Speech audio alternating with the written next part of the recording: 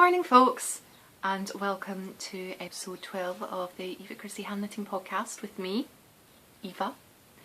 You will find me all over social media as Pan Within on Ravelry. We have a Ravelry group as well. If you just go and search Eva Christie hand knitting on the groups tab, then you will find us. I am at Eva Knits on Twitter and Eva Christie hand knitting on Facebook and Tumblr as well. This is a knitting, novels and other cultural stuff type podcast. Massive welcome back to all my returning viewers. You're all just fabulous. And welcome to any new viewers that are maybe checking me out for the first time. I do hope you enjoy the show. It's been quite a week here. I normally mention the weather, so I should do that. The weather has been up and down, kind of all over the place, really unsettled, really quite like the rest of the UK at the moment. I'm not going to go into this in a huge amount of depth or talk about my own personal viewpoints on it, but it wouldn't be right to not mention this when it's such a massive thing here right now. So basically, the UK voted last Thursday, which is the 23rd of June, on whether they would like to remain within the EU or whether they would like to leave, which has been kind of dubbed Brexit for a while. And everyone kind of felt it was going to be really close, but the UK as a whole voted to leave the European Union. So this has just been a catalyst for a huge number of events that are going down right now. So first and foremost, it's probably affects me more living in Scotland.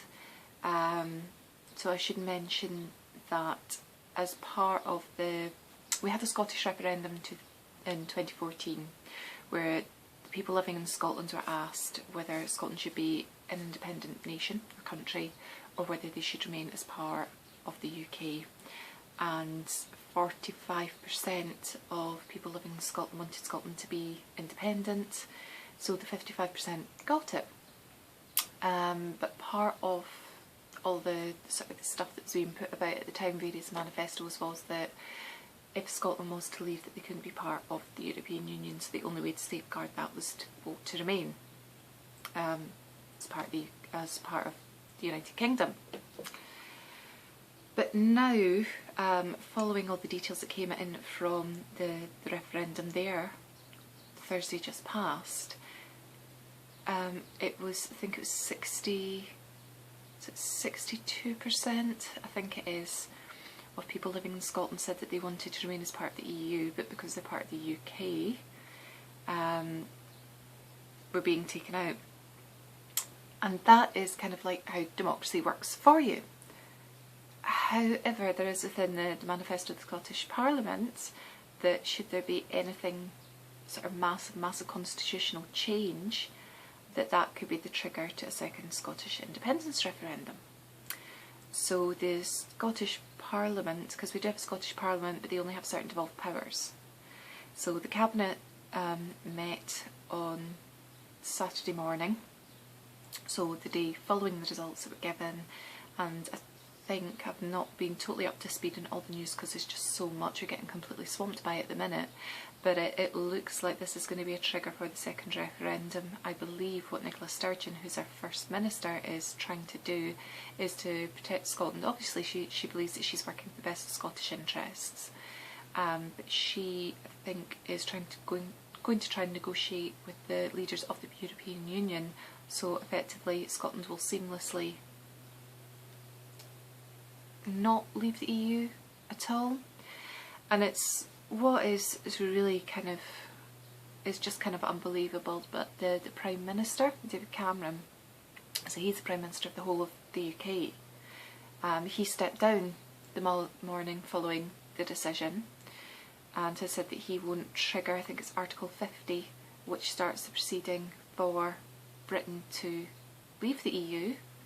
He's going to leave that to his successor, and the successor is going to be voted in October at Conservative Party conference. But before I started recording, it doesn't look like anybody's kind of stepped forward to throw the hat into the ring, saying that they're going to stand for the leadership competition.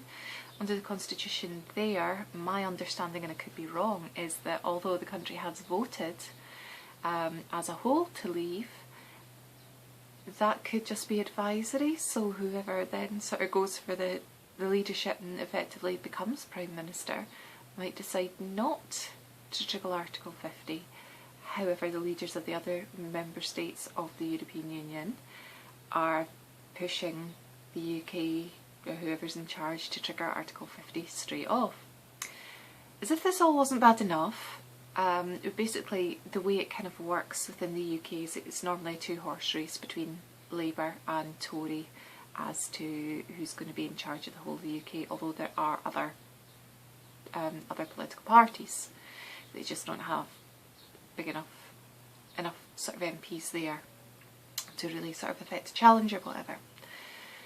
So the leader of the Labour Party is Jeremy Corbyn, so he's leader of the opposition, and there was so much coverage about when he threw his hat into the ring for the leadership anyway. So many folk tried to discredit him. He was really seen as the rank outsider, but he was massively voted in by members of the Labour Party to lead the party forward, but a lot of the existing MPs weren't really in favour anyway, so he completely created his own cabinet, shadow cabinet, when he went in.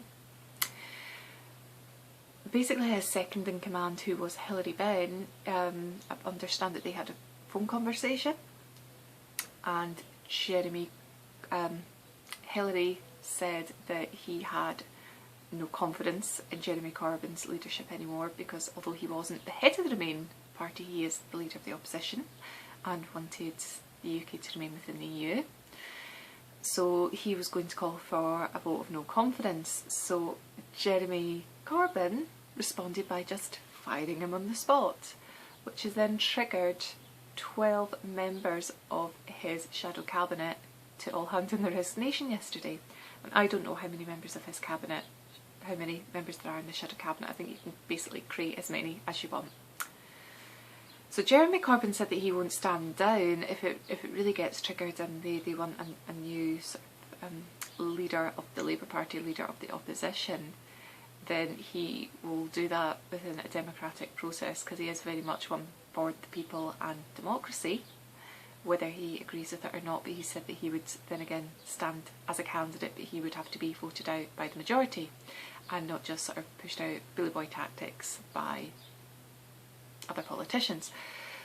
So it's all totally going down in Britain at the moment.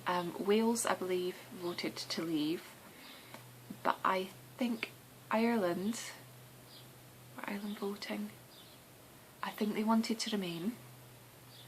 I didn't understand until the ballots are closed that Gibraltar was part of the vote as well, and I believe that Gibraltar wanted to remain.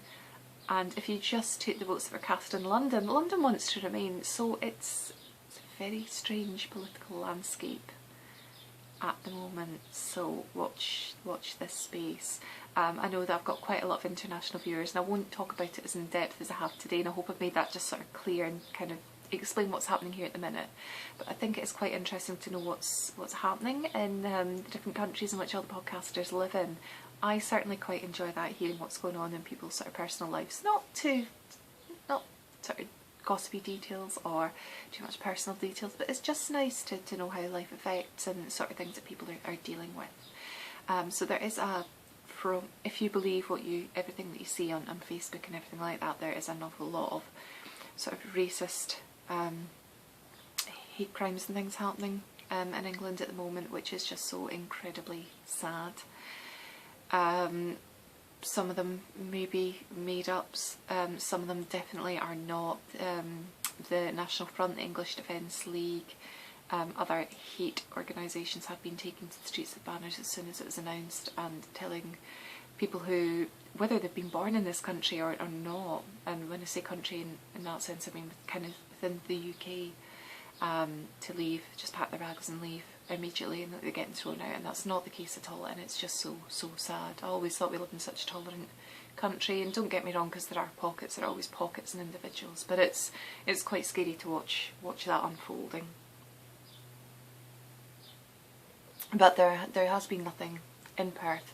I'm not aware of there being any incidents at all in Scotland, but some of you have reached out private to me, excuse me, privately to me on Ravelry, just saying that you've been watching what's going on and reaching out to me and checking that I'm okay.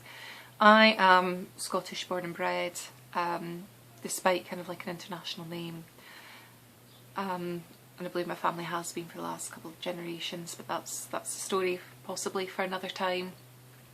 I've got a very Scottish accent. I'm white. Not unfortunately, but that does kind of put me in a privileged position. The way that the world runs today, but I'm alright, my loved ones are okay.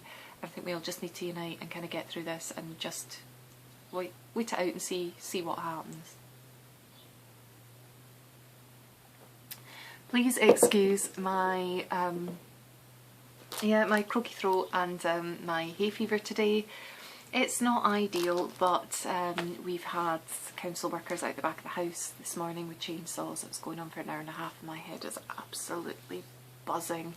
With all the grass pollen and trees being cut down and everything, my hay fever's just gone wah. But hopefully I'm not sounding too croaky or too snuffly and you can hear me just fine. So the next thing really to speak about is the Glasgow subway. Knit along and crochet along. But I'm just going to blow my nose, so excuse me, I'm going to nip off camera for 2 seconds. So hopefully you can see it from behind me. Someone did get in touch to say that they would really quite enjoy like seeing some sort of knitted backdrop. I'm going to try and work on it. Unfortunately, with being in a 1-bedroom bungalow and not having a huge amount of space and not the best lighting, this really is the best spot for me to podcast from, and this is just the top of my sofa here. So trying to get things to balance on it might not be ideal, but we'll see what we can do.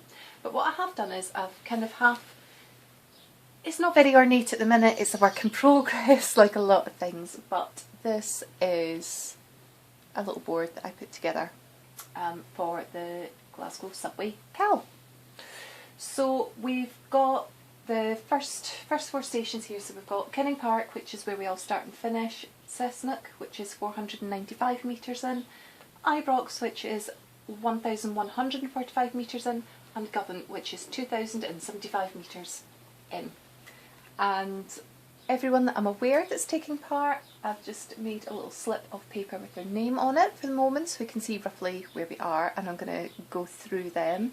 If I have inadvertently missed you, I am really sorry. Send me a message and I'll get on it, but I'm planning, what I'd like to do is something far more ornate than this, and maybe see if I can get a picture of the actual Glasgow subway system blowing up to maybe sort of an A3 size, possibly larger, that I can effectively move everybody about on and write on the distances and such. But this is what I came up with this morning while all the chainsaws and things are going on, and I just thought it kind of illustrated where we are, because I think some of you might be getting a wee bit upset or concerned that you're getting left behind. And listen, this is just about taking part, it's about having fun, although there are going to be prizes, so just enjoy the ride on the train and making new friends. So I don't think anybody's stuck at Kinning Park. I believe everybody has made some progress and moved on.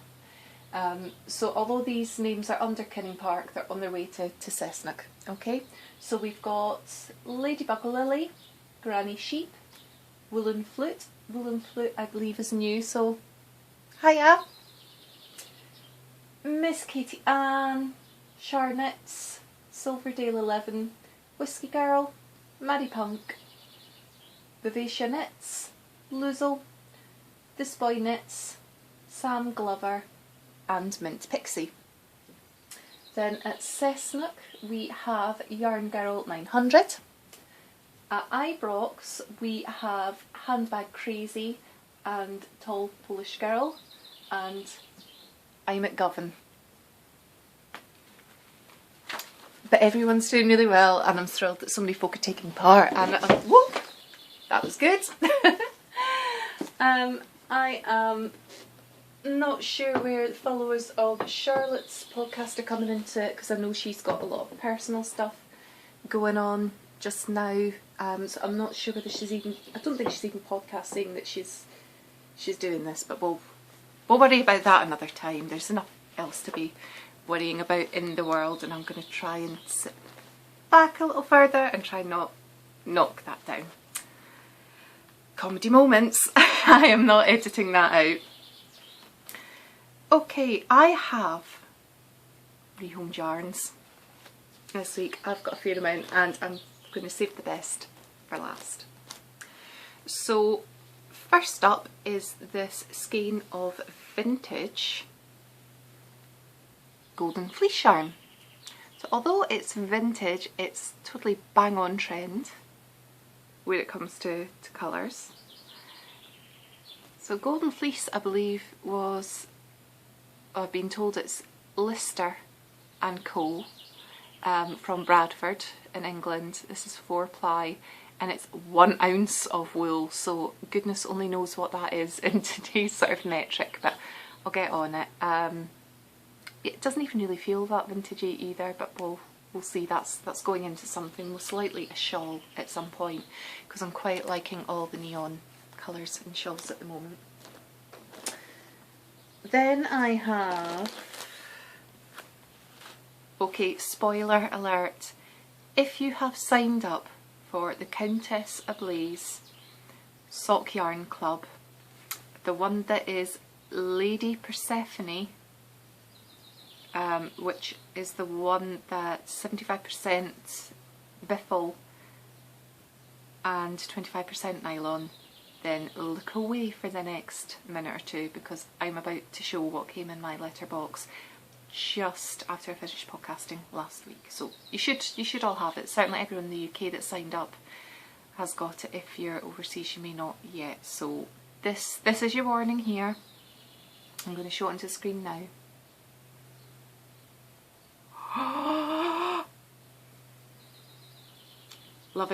Loving this. So I signed up, this is the first yarn club I have ever signed up for, and I've signed up for, I believe it's the 3 months. But we'll give it a shot. I have been coveting Countess Ablaze's yarns for some time now and just never taken that splash, and I thought with all the socks that I'm supposed to be knitting, and certainly all the shawls and things that I'm wanting to do, and I've got a nice range of colours now, then let's just go for it. The Countess custom dies for the yarn club, so these will not be repeated. This one is called, and I think the name is absolutely perfect actually, it's called Nevermind the Bollocks, which is obviously a reference to the, is it 1973? It's around that time. Anyway, the Sex Pistols album, Nevermind the Bollocks, and the colours are absolutely perfect from the LP sleeve from that time, so love this. Yeah, 100 grams, 425 metres, it's just, oh, it's fabulous. Absolutely fabulous. Look at all the colours. Oh. And then I got my lovely swap package in from Susan. Hi Susan. This is Susan of a One More Row podcast, and she is Tall Polish Girl on Ravelry. So after I spoke about my Cozy Memories blanket and how it was going to go on a knitting time out for a little while because I was getting to the point where I was going to run out of sock yarn scraps, Susan got in touch and offered to send me some that she had. And I said, well, if you're going to do that, I would feel a bit more comfortable with sending you a package in return with some Scottish yarn in it. So that's what we did, and I was so excited that I immediately quickly got off the mark with bits and pieces that I was putting together, because it's not all yarns. Sent it off from a local post office, contacted Susan, she went, wow, that was quick. I've only just really started thinking about yours. Now my parcel hasn't been delivered yet, but Susan says not to worry because Canada Post can be a bit tardy with allowing things into the country, and you've got to put customs declaration on it even though it's a gift. so I believe that they tend to hang on to things that say yarn, which is a little disappointing. My package arrived within a week, so that is very, very quick. And I got back in touch with Susan just to thank her. I mean, see, there are no words for what she sent me. I'm just utterly, utterly thrilled. And I'm sitting in part of it, so that's not so good, is it? So, first off, she sent me some minis, which I have here, and it's just so sweet because in each of the minis she has put a little note, and the little note just says what each one is, what weight of wool's in it, what the colour is, and what it's been left over from. So this one, for example, and I'm not going to go through all of them because it'll just make a really long podcast and I probably won't have enough space on the camera to do so. But this one is Madeleine Tosh Merino, and we can get Madeleine Tosh in the UK, but it is extortionate. Difficult to find and extortionate.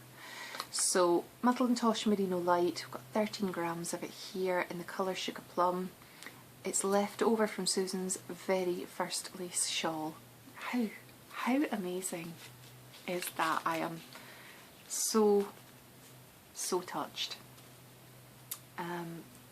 So I'll just show the individual colours up to the camera. I believe that most of these are Madeleine Tosh, but even with the Madeleine Tosh we get here, I haven't seen any quite like these. So I've got this one, and I have this, which is actually a bit darker than it's showing on screen, which must be just the light above. I've got this one, beautiful, beautiful warm tones. I love a bit of red, feisty red. This is the colour that my hair should be, and I really should have dyed it a couple of months ago again, but I'm kind of undecided as to what I'm doing at the moment, so I'm just letting it fade out a wee bit in case I decide to go blonde again. Look at this. Oh, it's beautiful, beautiful colours. And the creams. Ooh. So much cooing was done over this package, and this is a pair of leftover from a pair of socks that Susan did for her sister. That's not all, because she sent me this skein of yarn here, which is Sweet Georgia. And I've heard podcasters in Canada in particular, and I think some in the US, talking about this yarn brand, so very excited to have some. This is Merino Silk Aran, which is not, well, it's 50% merino and 50% silk, and we've got it in yards, so 185 yards to 100 grams. That sort of blend, we don't tend to get that in the UK. We do get a merino and silk and sometimes cashmere blends, but you don't have it as much as 50% in each. So this is just amazing. Colourway is spruce, and I believe that this is a yarn dyer relatively local to Susan, so that's just amazing. It is really soft. It's most likely going to be a hat. And she sent me some tea because that's the currency of knitters, isn't it? So I've got some Sunburst Green in a big massive like organza pouch. Josh is very excited about this. He's a big green tea fan. He's away down in Portsmouth at the minute. He left at 4:30 this morning. He got picked up from the house at 4:30 by taxi to take him to Edinburgh. So he will be flying from Edinburgh. Well, he'll already be there. He's got flown from Edinburgh to Portsmouth for work, and he'll be back late on Tuesday morning. Sorry, late on Tuesday evening. Yeah, so he's been sent there by the company he works for. I'm going to enjoy time in the house to myself and girls. So that'll be his treat when he comes back. I've got some, is it Tezo? I think it's pronounced Tezo. I have seen Eric from Sticks Plus Twine talking about this tea. So this is Wild Sweet Orange. I was about to try and read that backwards and I could, but I wasn't sure about the wild bit, so I've got a couple of tea bags of this and some pucka as well.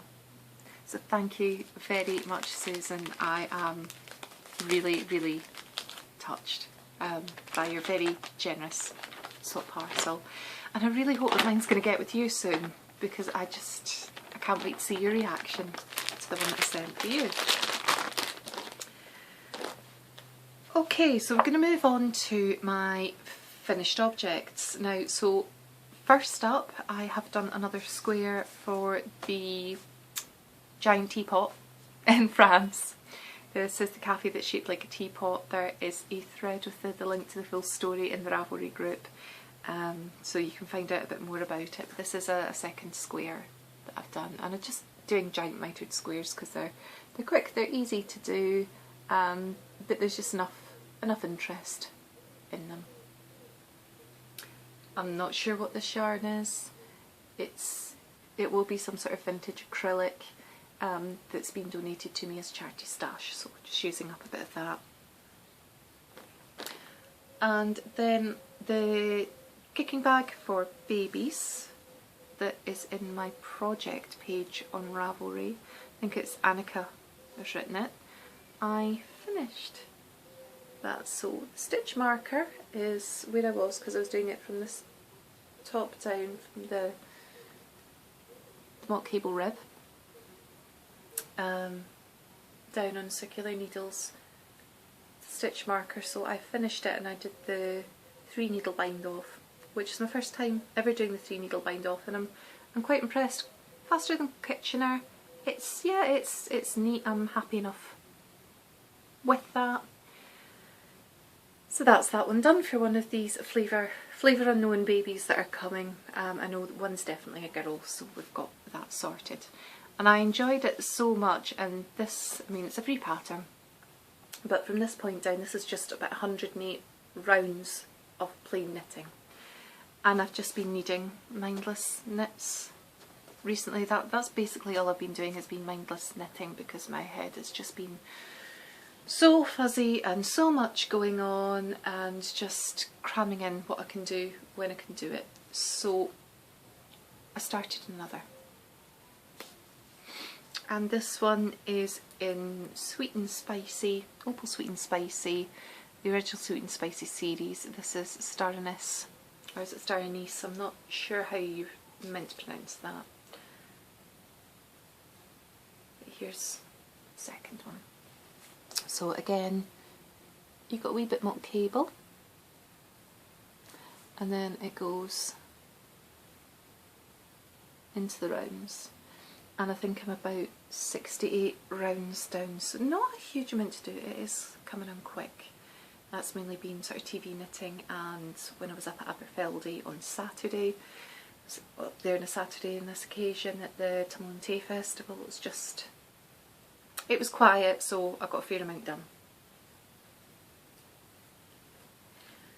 Sam, who was Young Cat Lady, and she's changed her name in Ravelry, she came along to the Worldwide Knit in Public Day that I co-hosted with Culture Birth and Canals recently, and she was asking about the skirt that I was doing. So the second skirt I was doing, following the one that I made for my niece Leah. And I said it had kind of gone on a bit of a knitting time out, not for any particular reason, but I just hadn't really gotten back to it. And I haven't added the meterage of this into my Glasgow subway thing, which is why I'm not giving a total count as to where I am today. I've just said like I'm at Govan, because I know that I'm definitely reached that point from the running total that I'm kind of doing from finished objects or areas that I can easily calculate, but I can't find the band for the yarn for this, and I wrote on the inside because I'd already started knitting it before the 1st of June, and KALS started on the 1st of June, so I could only use yardage from that point, so I'll need to find the label. I know it's my big project dumper bag, but I haven't found it. So again, this is my Progress Keepers. This is my Cheshire Cat Progress Keeper that I made. I started the ruffles working in the round, so I started here. I'd already done to this point when I last showed it to you in the podcast, and this week I've picked this up again, so I have knitted all up. I ran out of yarn, about 2 rows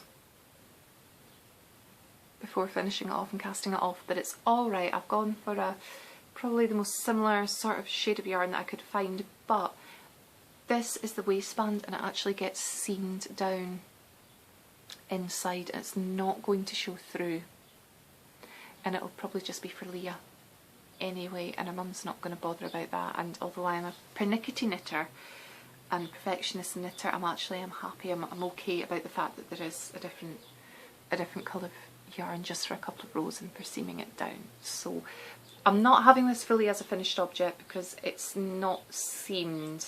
I would have counted it as such had I just got ends to kind of weave in a wee bit with there only being 2 ends, but it's done, and I love the colours. I love kind of the tweediness and kind of Scottishness of it, and it's really quite cute and it'll be cosy.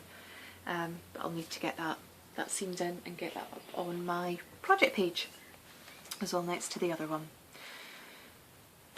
I've been doing a lot of knitting on my blanket as well, a lot of blanket love. In fact, if I could have gotten away with it, that is really all I would have knitted on a whole week. I just felt that the size of it was getting a bit too heavy to take it away for sort of transport knitting, travel knitting and knitting in Aberfeldy and events, so it's kind of been relegated to home now. And I've got a fair few of the ends sewn in as well, which is great. So, where shall we begin?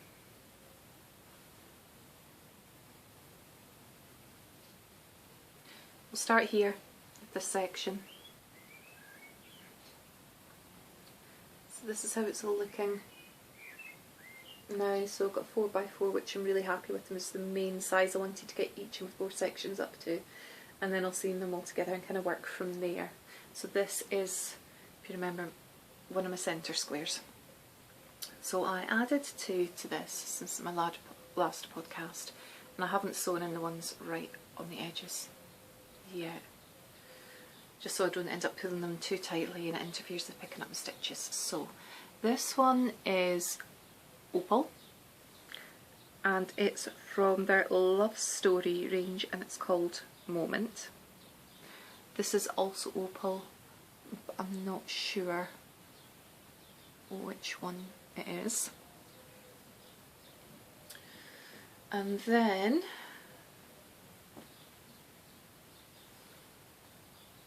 here's another section. So I've done 4 squares on this week. So I have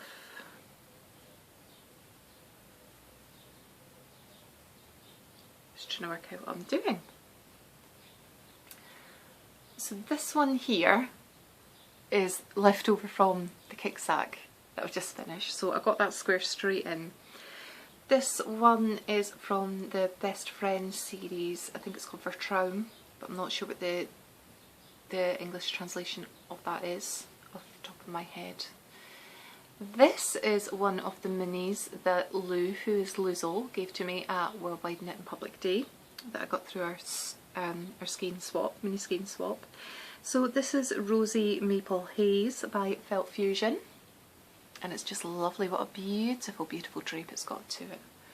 It just really kind of lifts the colour there, because I was a bit concerned it might be getting a wee bit dark in some areas, quite a lot of purples and blues, those particular shades of purples and blues. Then we've got this one, which is Opal, strangely enough. Lots and lots of Opal. I could sell you Opal, but I absolutely love their yarns. So this is Opal Bloomin' Mere. I believe it's Potpourri,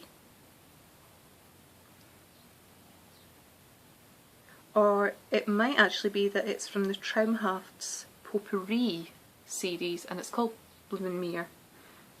I'm not quite sure. Bloomin' Mere is a type of a flower, but I've just not been able to find enough sort of information on that to kind of differentiate which is between the two, because they changed the way that they were labelling things up a bit as well, so it didn't make the biggest amount of sense to me.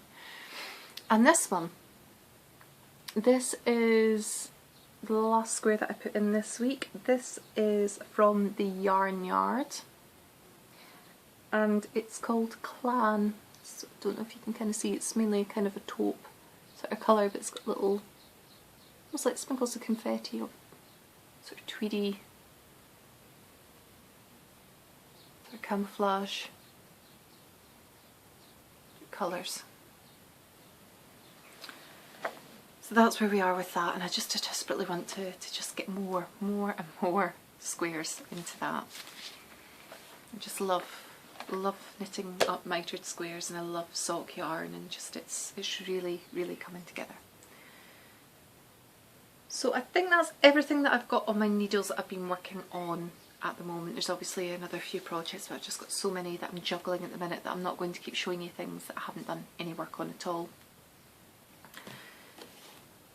When it comes down to what I'm reading, I finished Left Neglected. Great sort of holiday read. Recommend it. There were a few moments that had me a bit irked, but overall good soul searching novel. And I have started, oh, there we go, The Lonely Londoners by Sam Salvon. This is on the 1001 Books You Must Read Before You Die list, or certainly the one that I've been working on for the last while. We'll just call it a while. It's not 10 years. It's the 2008 edition I've got, but I didn't start in 2008. It would have been after that point. And I'm probably a quarter of the way through now, around about a quarter of the way through, so not doing too badly at all, seeing as I do read other things as well. So yeah, this is, I'll just read you a little bit about this. This is from the Longman Caribbean Writers, or Caribbean, depending how you want to pronounce it, Writers Series publication. In the hopeful aftermath of war, they flocked to the mother country, West Indians in search of a prosperous future in the glitter city. Instead, they have to face the harsh realities of living hand to mouth, of racism, bone-chilling weather and bleak prospects. Yet friendships flourish among these lonely Londoners, and in time they learn to survive. So I am 36.6% of the way through the novel. It's not the biggest, thickest book to read. I am loving the patois, the way it's written. It's probably going to sound dreadful, and it's not meant in a racist way at all, but as I'm reading it, the voice that I've got, because it is written in that style, in the way that it would be verbally spoken, which is all obviously part of the traditions of everything being handed down verbally. I'm just thinking Patrick from EastEnders, who I believe was Trinidadian originally, and it's the way that he talks. I love the way that he talks in EastEnders when I do watch it, and yeah, just thinking of him. But I'm enjoying this so far, so we'll see how that goes. I have been watching a fair amount of television while I've just been getting my blankets and things done. The weather wasn't really good enough to spend a huge amount of time sitting outside. So we've had Orange is the New Black season 4. I'd watched episodes 1 to 4 the previous week. I have now watched 5 to, I believe it's 13. I finished the series. Oh my goodness, am I desperate for more. I was a little bit concerned when it got to series 3 that there was just so much kind of like humour in it, and yes, humour's got its place, but I loved the backstories of all the inmates and how they'd ended up there in the first place, and what's going on with their own individual lives and struggles, and how one snap decision or just being wrong place, wrong time can kind of get you a prison sentence. In the correctional facility, this has just been amazing. It's kind of gone back to standard. There must be a season 5. It cannot be left hanging the way it's been left hanging. There were moments in the season where I felt physically sick, real empathy with the inmates. Oh, the way it was just left. Did not see that coming, did not see that coming at all. And that's all I'll say, because I don't want to spoil it for anyone who hasn't watched it yet. And staying on the topic of Netflix, Happy Valley was flagged up as being recommended for me, so I watched all the episodes of that. I think there's 6 episodes over the period of 2-3 days. Very gritty, very shocking, didn't expect to see what I was seeing from it originally being a BBC commissioned drama or shown on the BBC. Yeah, deeply moved and completely engrossed in that as well. So again, mindless knitting was definitely the order of the day. Had I not already been doing mindless knitting, I would have had to put down the lace work, cable work or whatever because I was just so completely drawn in. If you haven't watched it, it's not suitable for children, but it's worth a watch. I finished listening to the Wind Up Bird Chronicle audiobook. It was cut off before the end. It got pretty close to the end with Kumiko's letter being read out. There were major key parts missed out in the adaptation I was listening to. I didn't realise it was an abridged version at full 12 hours. I thought that was it in its entirety, and it didn't. The version I had been given didn't say that it wasn't. Rather disappointed in that one. And that leaves me up to new podcasts. So I have added one new podcast to my subscription feed over the past week, and that is a relatively new one called Stringing It Together, which is hosted by Becky Sorensen. And I haven't watched the one where she's singing yet, but I'm really quite excited. I am a music graduate. I graduated when I was 20 years old with a university degree, which I'd gotten through a college because that's sometimes how it works in Scotland. So it was under the University of the Highlands and Islands. It was verified by the Open University and the music lecturers in Leeds who do full-on music courses, and it needed that verification because I had gone to a college to study for a degree, whereas usually degrees come from universities. But I was the first person to actually kind of qualify with that qualification who had done all 3 years in succession. I was really quite an applied young thing. As a teenager, really quite determined and could kind of sit down and do a lot of structured work without being spoon-fed, which was just as well really. But my main instrument is saxophone, although I play a number of others to various degrees. Yeah, saxophone is my main instrument. And it really interested me to see that Becky is a vocalist and she sings opera. And she's in a travelling company that does a lot of work within schools with school children, so looking forward to learning a bit more about that. I love those common connections that we have as artists. Obviously we've all got the knitting and the fibre in common, but we've all got other facets of our personality, whether those are cultural, artistic or not. And I just love that.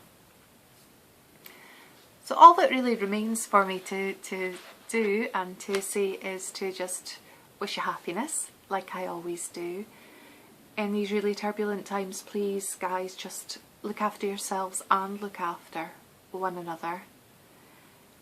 I wish you happiness, happy knitting, happy crochet, happy spinning, just happy whatever it is you do in all aspects of your life. If you've liked what you've seen today and you haven't subscribed before, please do click the subscribe button, which will be just down here most likely, or possibly to the side, depending what you're viewing it on. That just means that I will show up in your feed whenever I record, and I do try to record every Monday morning, and long may that continue, but we'll see how that goes. And yeah, give me a like as well, because if I understand that if you give me a like if you've enjoyed this, then I am more likely to show up on recommendations of people that are watching other podcasts. There's so many out there. I'm really humbled that you choose to spend this time tuning in with me, catching up with me, and I'll speak to you all again in another week's time. So take care folks, big love, and speak to you again. Bye.